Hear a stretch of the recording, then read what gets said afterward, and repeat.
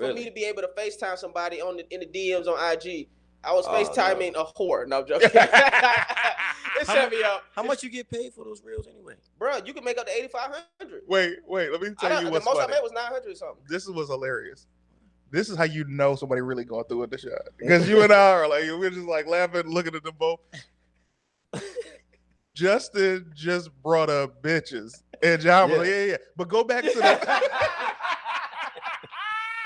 That's how you know. Hold on a second. They got another options. F the vagina.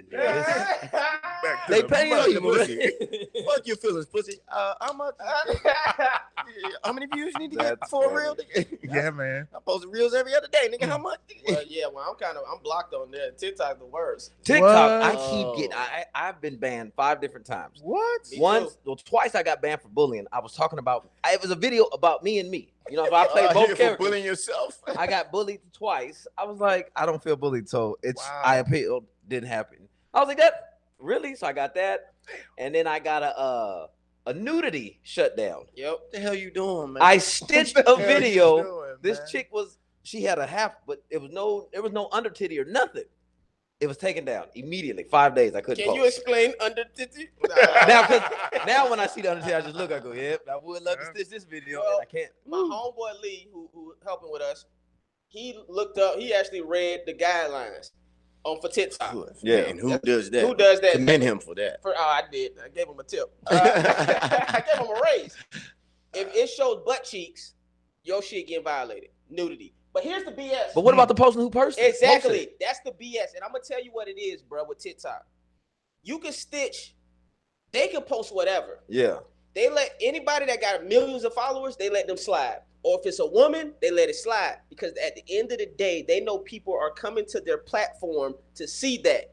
If we do a stitch of a chick that's showing her butt cheeks, even though her butt cheeks has already been posted on her page, they go let her slide and they go violate us and take our definition of butt cheeks, though? Are we talking about like they No, I'm talking like or bikini. Bikini. Because I'll stitch it and we laugh or say whatever. Nudity. I stopped doing it. I only post those on, and see, that's why y'all see my shit on Instagram. And yeah, those ones I don't post on TikTok. Me either.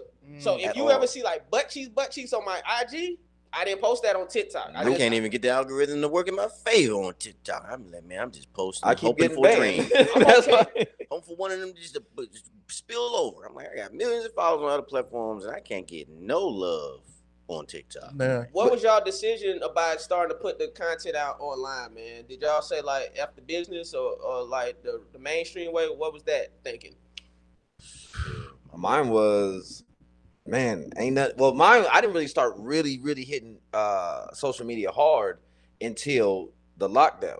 Because before that, I was thinking like I'm on tour. Like, what I gotta be posting for? Like, I'm already working. This is what I'm doing. So once they took that away from me, I was like, I guess I'm gonna go ahead and start posting stuff because everybody looks like they having fun up here. And then hooking up with people started like driving me crazy. Are we gonna meet tomorrow at 11? Then they show up at 2 and 3, not ready to go, and don't come. I was like, you know what?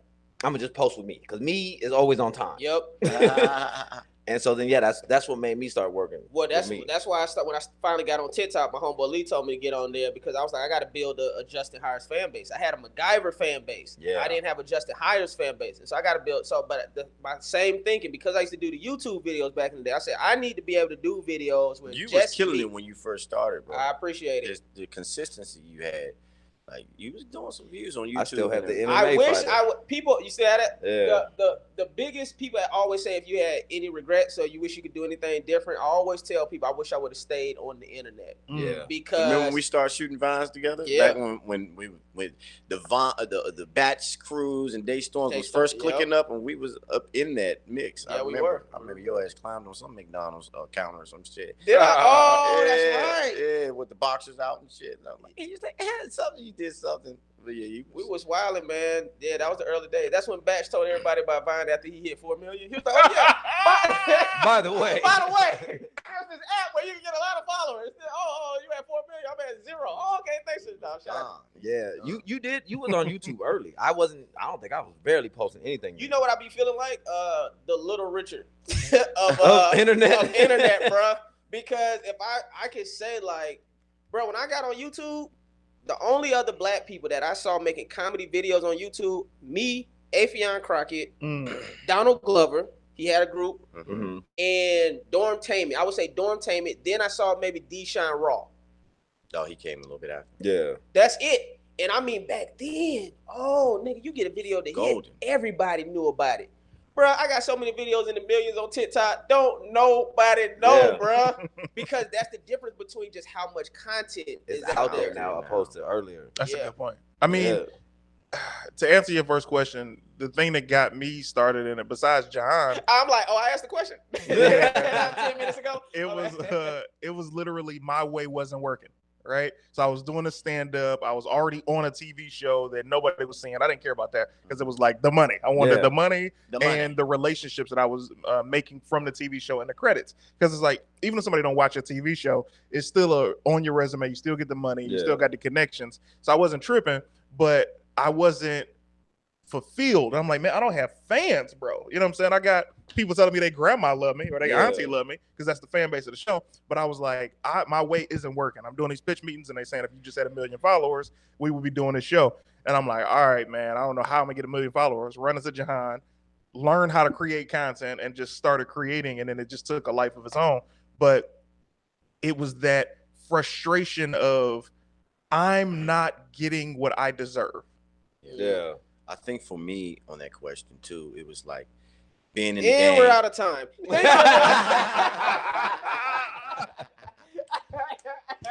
Motherfucker, fuck your feelings. Fuck your story, Juhahn. Cold. No, but for it was definitely, you know, being in the acting game before all this, like before social media, and then starting to do stand up, but just kind of like the whole traditional way. I literally moved here and when I first got an agent, the agent was like, well, it takes a year before you get in the system. Nigga, you telling me I have to wait a year to actually get an opportunity to audition? Fuck your feelings. That's what they basically were saying. So I had already been in it. I have stories of fucking going and dropping my headshot off with the clear. Who played Captain Kirk? What's his name? William Shatner. William Shatner, Man, he had an office on Ventura. I used a little bit of my hero lightly, but you know, I respected him. You know, I dropped my headshot off. He was on the phone in his little office, and I'm like, "Hey, where do I put my headshot?" You know, and he was like, and I followed what the motherfucker went. That motherfucker pointed me to Ventura Boulevard. I said, "Oh, fuck you, Captain Kirk. I hope you die soon. Fuck your life." Ventura. I was literally young and just looking for a door.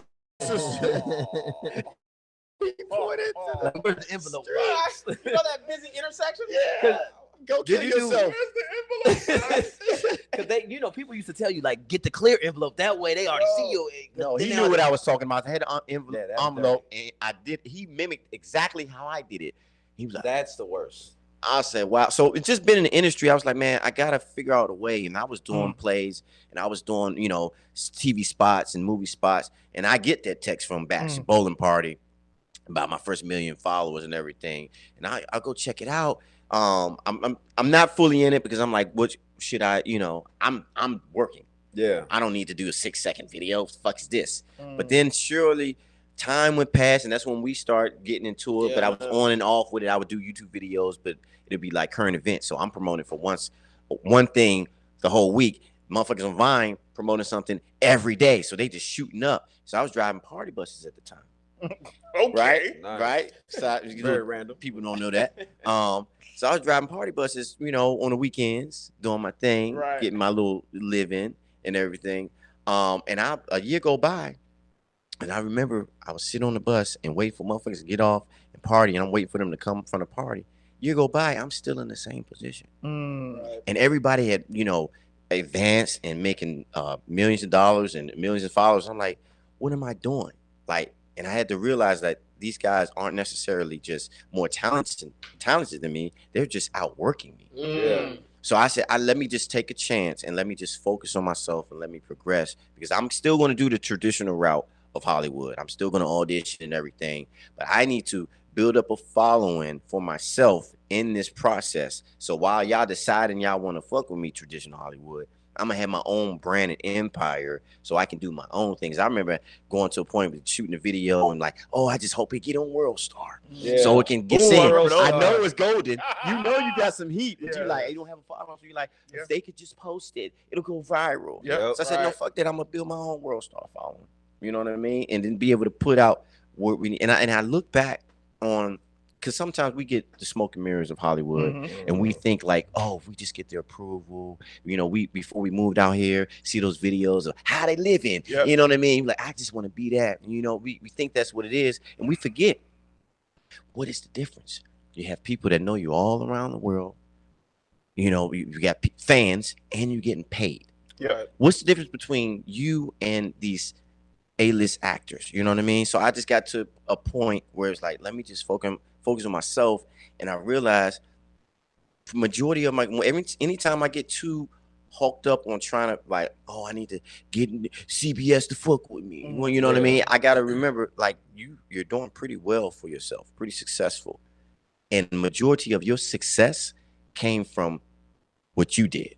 So get your shit together and figure out what's the next thing that you need to do to get to the next level, because you got to a great level and it all came from what you had to do for yourself. Ooh, that's facts. So I have to continue to remember, because that smoke and mirrors, it'll get you like, oh, why they get booked on the show? And they're like, no, well, figure it out. Look at Country Wayne, what he doing right now. Well, that's what I was gonna say, man. The power of hard work, man, because that's what anybody will tell you about Country Wayne, and he'll tell you he go outwork you. He go put out these videos, however many. So many. That's what I heard. I was watching him. I'm like, and I was the nigga was putting out a lot of videos. When he started doing it, mind you, he was only doing one take, so that made it easier. But like, he was doing like 3 a day. I'm like, you start to realize, like, man, I learned this. I learned this month 1 of doing Instagram videos.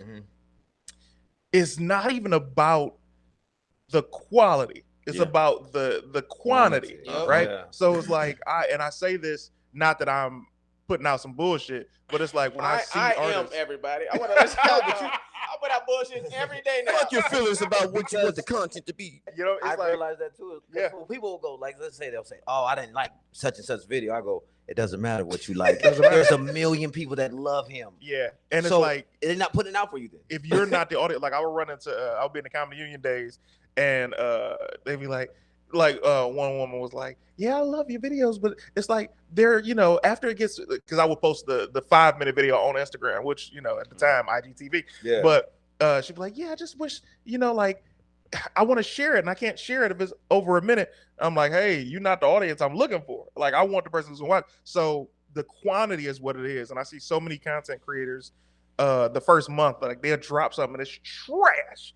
And it gets so many hits because the quantity of them dropping, there's somebody who's watching it. So, but then I would see people like, I shot with Paul Elia. That's the homie. Like 2 years ago. And he was like, yeah, man. I was like, when you dropping this? He's like, oh man, it's gonna be like a month, dude. I gotta color correct it. I gotta add the sound quality to it. Then I'm gonna do this thing.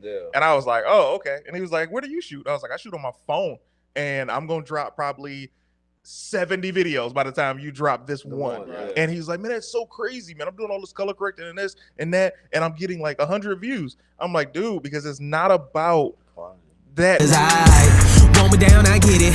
Hate that I keep winning. Stab my back is tempting to all those who willing. The ones think I'm privileged. Hard work went into this. Lost friends, God bless. Cut hoes off too much stress.